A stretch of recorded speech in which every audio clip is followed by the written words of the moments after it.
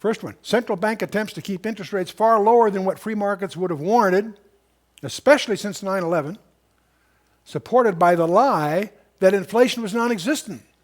That was promoted. Not true. They hide the fact that there's a recession, and they hide the fact that it's actually become a depression.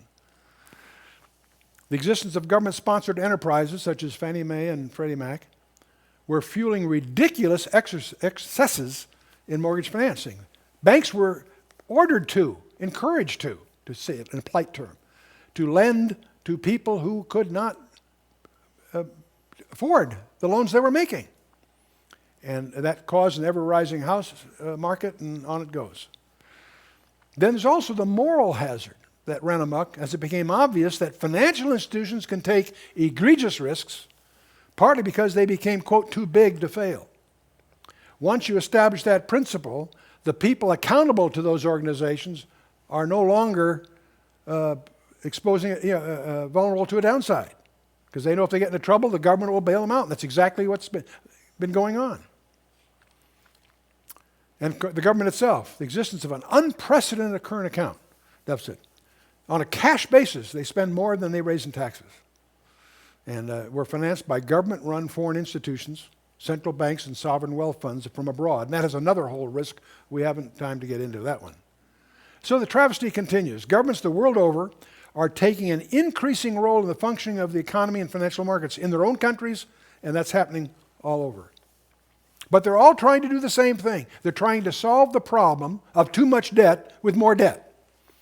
And it's interesting that every single solution they've adopted has been trying to get the good old days back, cutting interest rates to zero and so on. Throwing money at the banking system so it can lend again, all these solutions have one goal, to bring back debt. But they're ignoring, at least for the time being, a paradigm shift. The markets are not buying it, literally. Debts continue to implode. Every bailout is being followed by an even more massive bailout down the road. The government solution has been to shift the debt from the financial markets to the taxpayer. Think that through. Is there a difference? Instead of individuals living beyond the means, we now have governments living beyond their means. Now substitute taxpayers for governments and you'll quickly understand how this whole thing's a farce. You're the suckers. You're paying for the people who could not manage their enterprises. Each one of these, we should also understand there's a whole law, what they call the law of unintended consequences. That's what happens when a simple system tries to regulate a complex system. The political system is simple. It operates with limited information. We'll call that rational ignorance. Short time horizons, low feedback, and poor and misaligned incentives. That's why our political system is dysfunctional. It operates with inadequate information. The time horizons are short compared to the decisions they're making. Decisions they're making have long-term effects, and yet they're concerned about getting reelected on a 2-year cycle. Short time horizon. Low feedback. They make a decision, they pass a law, it can be years before you realize the impact of that law. And of course, the incentives are mismanaged. Society is complex, evolving. It's a high feedback, incentive-driven system. When a simple system tries to regulate a complex system, you often get unintended consequences. Okay. Well, entrenched government bureaucrats are simple. They show no indication of knowledge or expertise of American history or even rational financial history. You go to any one of them and ask them who was John Law, and they've never heard of him. They hadn't even had a course in economics. The President, the Congress, the Federal Reserve, the Treasury try very hard to direct our economy. They don't have the background in the first place. It's an impossible task. With a GDP of 14 trillion, there are thousands of inputs and outputs that feed the system. Thousands of them. Their hubris leads them to believe that they are in control and can manipulate the gears of capitalism in a way that will produce their desired outcomes. No, the market is smarter than they are. If a desired outcome does occur, it's probably just dumb luck. The more likely result of their manipulations of our complex system is a set of bigger problems that had never occurred to them. I can't think of a body of people operating with more ignorance than Congress. They don't have time. They don't have time. They have 17,000 lobbyists that wine and dine them on a daily basis. Corporate lobbyists, PACs, unions, and specialty interests, they buy their votes. Yeah, they give them attention. Their time horizons are less than a few months. They're constantly running for re-election, raising money, handing out goodies to their constituents. That's the reality of the life they live. The only feedback they care about is their standing in the polls and the amount of money they've raised from so-called donors. Their incentives are poor and not aligned with the needs of the American people. They're not willing to do what is right for the country because they have no incentive to do so. Their only incentive is to get reelected by ensuring that their district gets as much pork spending as possible, and they do this by selling their votes to the highest bidder. That's the reality we face. I sat on a board with Bill Simon, who was formerly Secretary of Treasury, and I remember when I was on the board, he wrote a book called A Time for Truth, in which he, as former Secretary of the Treasury, pointed out why this country is out of control. There's no check on the Congress. There's no check and balance operative. It was out of control back then, and it certainly is. So let's focus. Let's not waste our time looking for causes, the economic blunders of Washington, the financial greed of Wall Street, or the big debts or risky bets by almost everyone. What's that got here? Let's not waste time pointing fingers. The Clinton administration for creating the tech bubble, the Bush administration for creating the housing bubble, or the Obama administration for giving us what promises to be a whole new government debt bubble. It is what it is. You and I can't change any of that. Why spend time on it? Let's not waste our breath debating whether the plethora of government actions and programs since 2007 are philosophically right or wrong. Let's not waste our time with that. The facts are, they failed.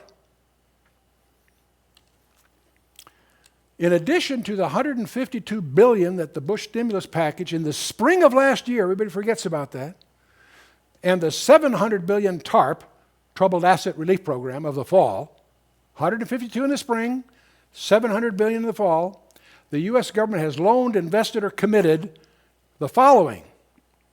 This is in addition to that. In addition to that, the government spent $200 billion to nationalize the world's largest mortgage companies, Fannie Mae and Freddie Mac, over $42 billion for the big three automotive manufacturers, $29 billion for Bear Stearns, $150 billion for AIG and $350 billion for Citigroup, $300 billion for the Federal Housing Administration rescue bill to refinance mortgages, $87 billion to pay back J.P. Morgan Chase for bad Lehman Brothers trades, $200 billion in loans to banks under the Federal Reserve's Term Action Facility, the TAF, $50 billion to support short-term corporate IOUs held by money market mutual funds, $500 billion to rescue various credit markets, $620 billion for the industrial nations, including Bank of Canada, Bank of England, Bank of Japan, National Bank of Denmark, European Central Bank, Bank of Norway,